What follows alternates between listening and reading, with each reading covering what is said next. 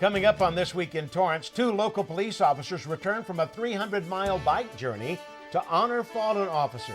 And the rose named after the city of Torrance has a new home near City Hall. Then community members have the chance to meet Torrance first responders at an annual event. Plus, a business founded in Torrance is helping build eco-friendly vehicles to keep roads clean. These stories and much more just seconds away. Your local news starts right now.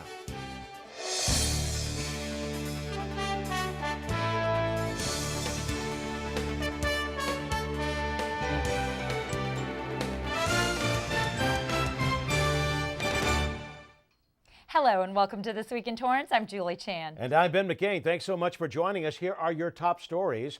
2 local officers returned from Washington, D.C. after taking part in a 3-day bike tour with thousands of other law enforcement members.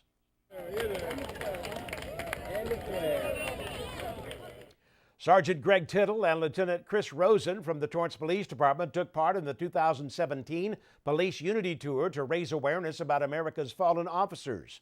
For 3 days, along with law enforcement members from across the country, they rode their bikes from New Jersey to Philadelphia on day 1, then continued through Delaware and Maryland, where they rode more than 100 miles. The last day of the tour, they traveled south into Washington, D.C., where they ended the tour at the National Law Enforcement Officers Memorial. It was organized in 1997 with the hope of spreading awareness of law enforcement officers who have died in the line of duty and to honor their sacrifices. The department's honor guard detail was also in Washington, D.C., where they participated in the changing of the guard at the Tomb of the Unknown Soldier at Arlington Cemetery. This year marked the Police Unity Tour's 21st year anniversary. And speaking of the sacrifices made daily by men and women in law enforcement, Torrance police were appreciated for their hard work. In honor of Blue Ribbon Week, also known as Police Week, the Torrance Police Department received a special delivery of letters and cards from local students thanking them for all that they do. At the recent City Council meeting, Blue Ribbon Week was proclaimed as a time to honor the Torrance Police Department. They were recognized for their devotion and willingness to dedicate their lives to securing a safe environment. May 15th marked California Peace Officers Memorial Day in Torrance, a time to encourage all citizens to honor police officers who make communities a safer place. And not only do local police officers keep our communities safe, they also help save lives. 3 Torrance police officers were recognized at the recent council meeting as recipients for the Life Saving Award. Officer Joshua Satterfield and Officer Christopher Tomsick were honored for their heroic actions when they responded to a call about a baby not breathing at Del Amo Fashion Center. They took the right steps on arrival by administering CPR that helped save the infant's life. Council said that by maintaining their composure and incorporating their training, both officers were able to implement life-saving measures. Officer James Walker was also honored for his actions to help save a man who attempted to commit suicide. He took control of the situation and quickly acted to help save his life. These officers will be awarded at the 43rd Annual South Bay Medal of Valor Awards Luncheon this month. Local officials are making sure residents continue to take steps to deter coyotes. Springtime is when coyotes start giving birth to their pups, and most litter sizes range from 4 to 7 pups, depending on certain factors such as available food sources and density of coyotes in the area. Once they're born, they will eventually be taught how and what to hunt. Sightings may increase during this time. You can always report them by calling the Animal Control Office or using the Torrance Police mobile app. Make sure you have a specific location, date, time, and the type of sighting or behavior. For more information, go to torranceca.gov/coyotes. Demolition for a road widening project has started at the intersection of Pacific Coast Highway at Hawthorne Boulevard. Crews have started demolition in order to widen the intersection. Now, this will help with additional left turn lanes to provide lanes on both the eastbound and westbound sides of PCH. Also, they will add an exclusive right turn lane on both the eastbound and westbound side of PCH and a right turn lane on northbound Hawthorne Boulevard to eastbound PCH. The improvements will also include new striping, signage, traffic signal modifications, drainage improvements, landscaping, and accessible handicap sidewalk and curb ramps. The project is expected to be completed by the end of 2018. Torrance is one of many cities that will soon see an increase in costs for sanitation removals. The board of directors for the sanitation districts of Los Angeles County, made up of mayors from the surrounding region, unanimously moved forward with increasing sewage rates. The public hearing was in Torrance Council's chambers. Community members did not make any comments during the hearing. The increase in rates will be $2 per year for South Bay cities and $4 per year for District Number 5. Officials say the charges will be placed on property tax because it's the cheapest way to collect charges. This will affect households and businesses.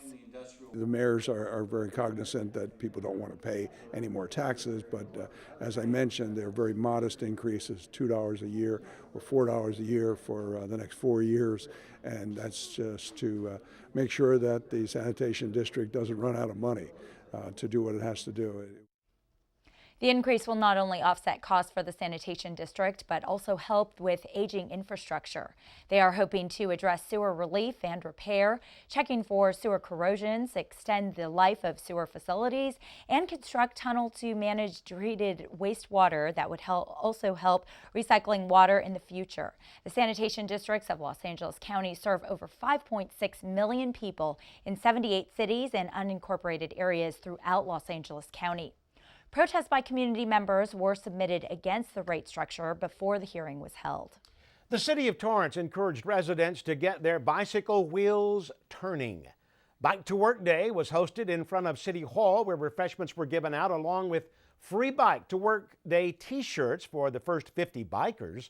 The day encourages commuters to participate in helping to reduce traffic, promote good health, and improve air quality by riding a bicycle to work. Many businesses and transit systems, including Torrance Transit, have installed bicycle facilities to make it easier for commuters. The city of Torrance has over 50 employees who regularly bicycle to work. May is also National Bike Month, a time to take advantage of all the opportunities riding a bike has to offer. The one and only rose named the City of Torrance is now available for the community to see. This beautiful rose, specially grown by the American Rose Society, was presented to City Council in April. The same rose bush was planted by the city's Park Services Division at the east side of City Hall in the Adopt a Rose Garden. The rose was hybridized by a nursery in Brighton, Tennessee, and is considered an orange and pink mini flora. The City of Torrance Roses also celebrates the American Rose Society's 125th birthday.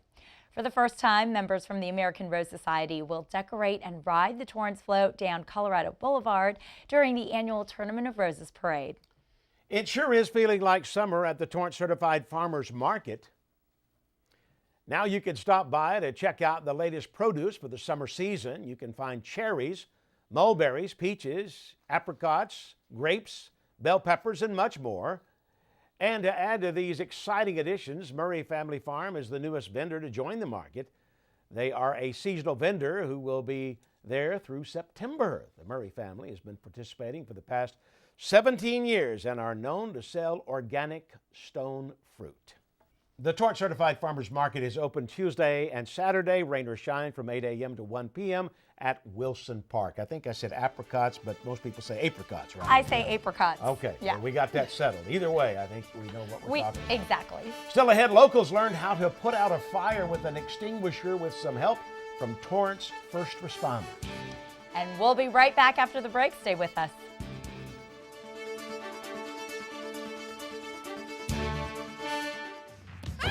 What? The storks are bringing me a baby brother! Storks know how to keep kids safe. Aww. Do you? What? Oh my gosh, you don't know. I know. You don't? Oh man, you laugh when you're uncomfortable. No. Making sure your child is in the right seat is one of the steps to safer travel. We can do this together! To know for sure that your child is in the right seat for their age and size, Remember when I was a baby? It felt like 1 minute ago? What? visit safercar.gov/the-right seat. What he said. My favorite thing about music is it's reliable. It's always there. It just helps me cheer up other people. There's nothing to worry about when you do music. You're just having fun. When I'm playing it, I'm like, wow, this is me. I sometimes just like shock myself. When you play music, you are playing life.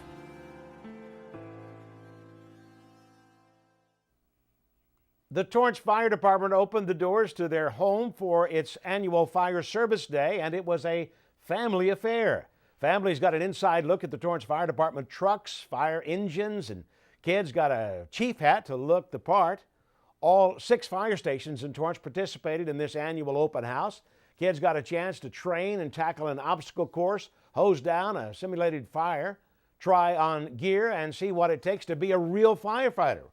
All this to give residents an opportunity to put a face to those working to serve and protect the community. Engineer James Duarte says it is important for residents to know their firefighters. We want them to see what we do here. We live here, so we just want to show them our home, our apparatus, the units that we ride on, the equipment we wear. And we want the kids to, we're trying to be positive role models, so we want the children to come. And that's what we're here for. We're opening our doors to our house. Come on in and ask questions. We're teaching them about our turnout gear, so I got my jacket. I took everything out of the pockets, and then the pants. We're just teaching them about, over here, the paramedic stuff. And then we've got extinguishers and ladders. We're just teaching about the basic stuff of the fire engine and our uniforms. And they're really digging it. Some are really scared of the jacket, but, I would be too. I used to be, but now I'm not because it helps me, so it's good. And we're just grateful that they are here to serve the community, and I think it's nice that they're able to open it up for the kids and even the parents to come take a look at it. So it's nice. It makes them feel like they're part of the community and the family around here. Torrance fire stations are staffed with 14 firefighters around the clock. If you're interested in the Fire Explorer program, you can head to torranceca.gov. In honor of Fire Service Recognition Day, locals learned how to put out a fire firsthand. The Old Torrance Neighborhood Association invited Torrance Fire Chief Martin Cerna and his team to give a live demonstration of how to put out a fire with an extinguisher. One by one, people use the extinguisher to put out a fire right outside the Bartlett Senior Center. It was also an opportunity for the fire chief to discuss changes he's implemented since he became chief last year, including their new Fire Explorer program, and the chief donated 3 historic logbooks dating to the early 20s to the society. Jersey Mike's is getting ready to open another location in Torrance. On May 24th, the business will have a grand opening while giving back to the community through a free sub-fundraiser. This will continue from Wednesday, May 24th through the 28th to support the Torrance Education Foundation. Located at 2016 Hawthorne Boulevard, the business has already been passing out 7,500 coupons throughout the community, offering a free regular sub for a minimum $2 contribution to the foundation. The company has a commitment to give back to communities across the country. This year, the 7th annual Jersey Mike's Month of Giving raised more than $5.5 million for nearly 150 charities. This year's 18th annual Senior Fair was bigger and better than ever before.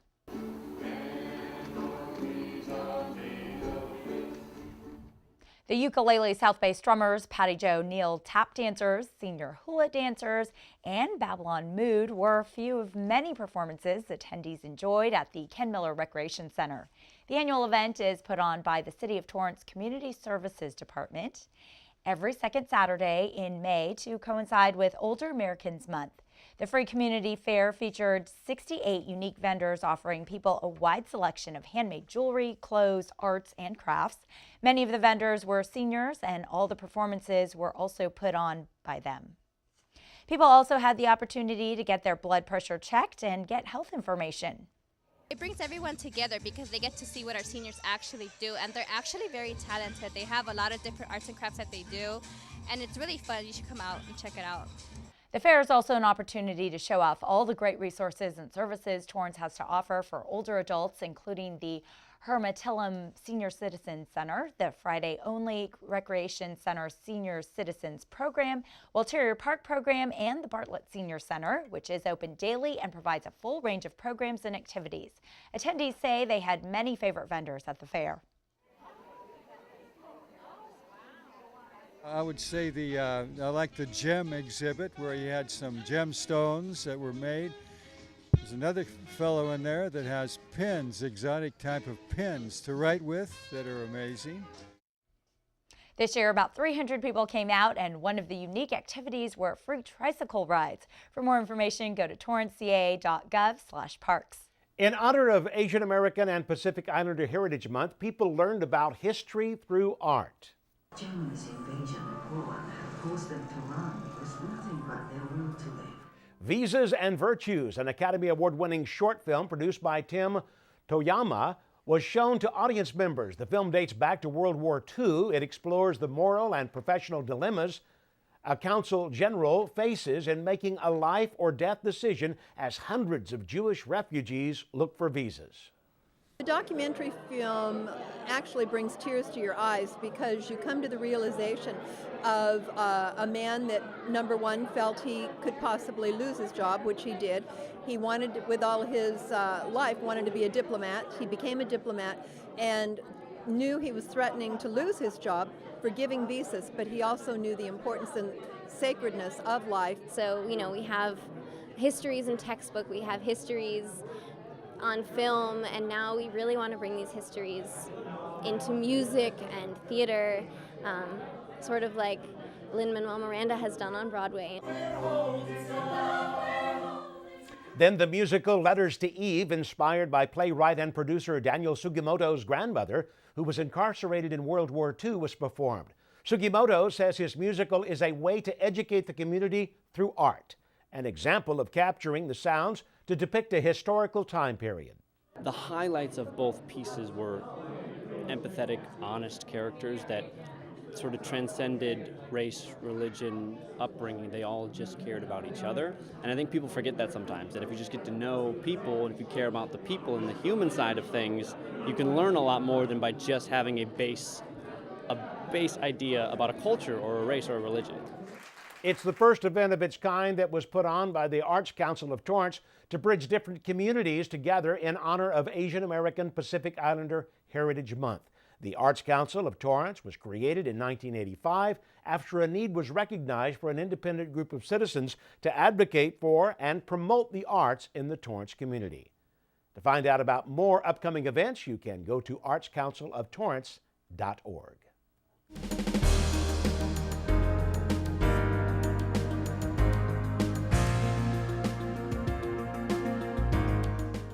Construction plans to expand dealerships for 2 luxury brands in Torrance were submitted once again for review.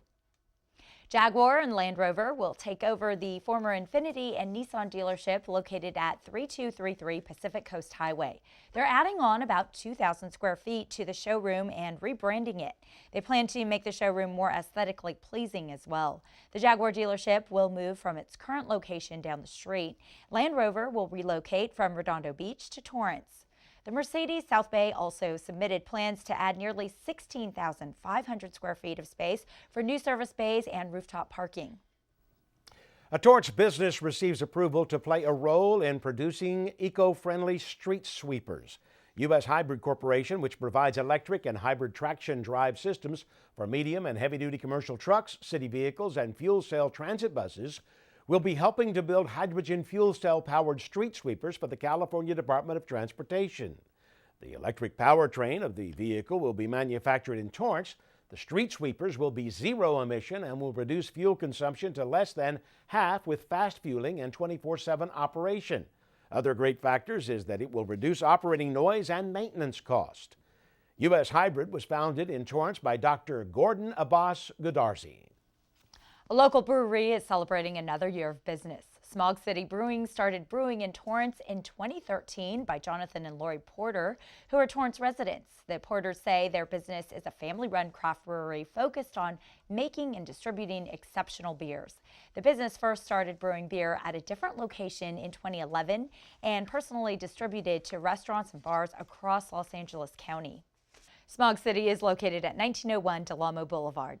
Popular eateries, which have locations right here in Torrance, were named some of America's favorites. The battle of the best burger went to Five Guys that took first spot, beating in and out in the Harris Poll's annual Equitrend study. It's the first time Five Guys has been crowned the burger champion in this study, which asked participants to rate brands based on familiarity, quality, and how likely they are to consider purchasing its items. In-N-Out took the #2 spot. Five Guys chain is known for its burgers and the diverse toppings you can add to your burger. It's the 29th annual time they have conducted this study, which measures brand health over time. The study not only looked at burger brands, but also named other stores as brands of the year. Casual dining restaurant went to the Cheesecake Factory. Chicken restaurant went to Chick-fil-A, and sandwich shop went to Subway. The poll surveyed more than 100,000 U.S. consumers ages 15 or older. They were asked to rate 4,000 different brands online. You can find the full study at harrispoll.com.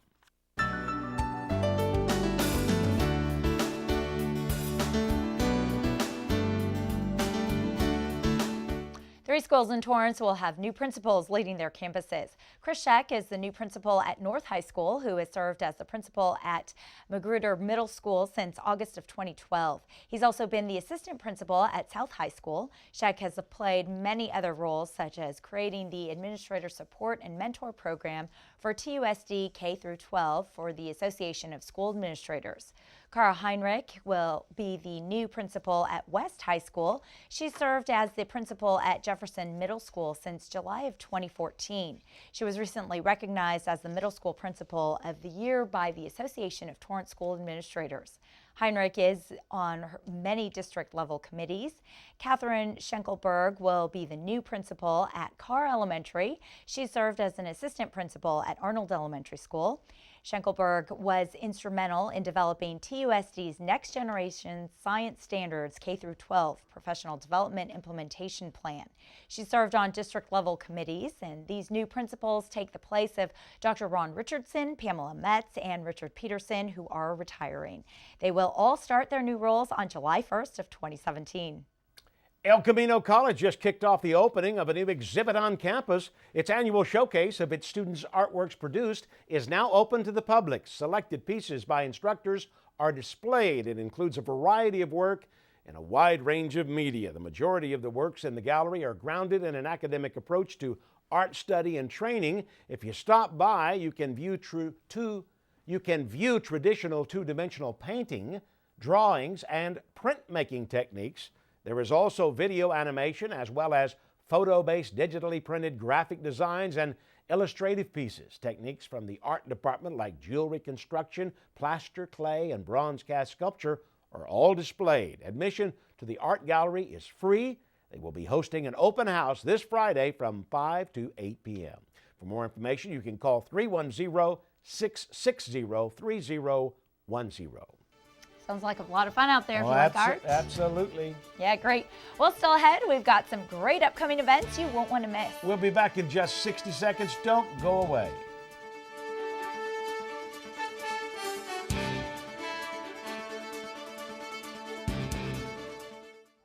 As an 18-year-old, I let my mistakes kind of take over my life. I was 0.5 credits away from completing high school, and I didn't do it. When I found out that I was pregnant, I know that I had to do something for myself if I wanted to make her a better person and provide a better life for her. My family never stopped pushing for me to be better because they knew what I could become and who I could become as a person.